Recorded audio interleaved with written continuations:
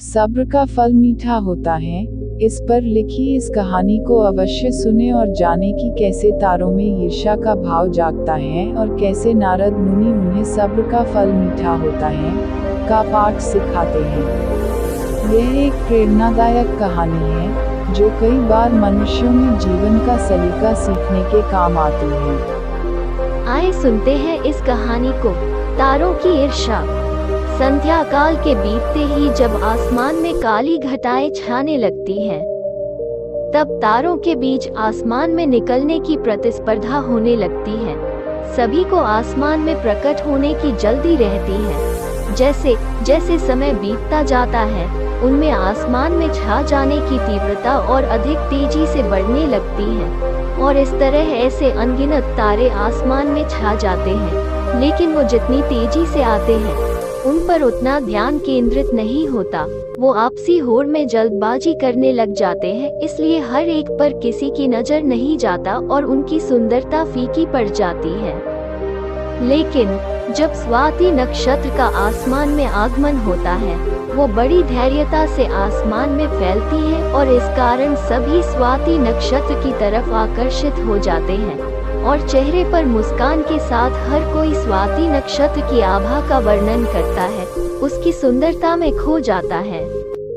प्रतिस्पर्धा में फंसे तारे केवल एक कोने में ही रह जाते हैं और इस तरह से स्वाति नक्षत्र की प्रशंसा सुन सभी तारों में ईर्ष्या का भाव आ जाता है और वो अपनी व्यथा नारद मुनि से जाकर कहते हैं। तब नारद जी उन्हें समझाते हैं कि संसार में उसी की ख्याति होती है जिनमें धैर्य होता है।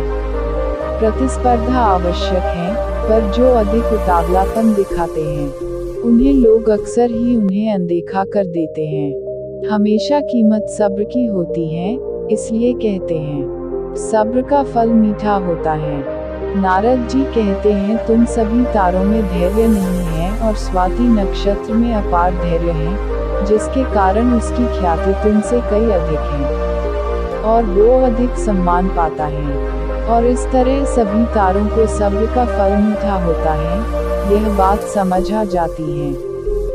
सामान्य जीवन में सब्र का फल मीठा होता है का उदाहरण। सब्र का फल मीठा होता है, यह बात अक्सर मैंने महसूस की है।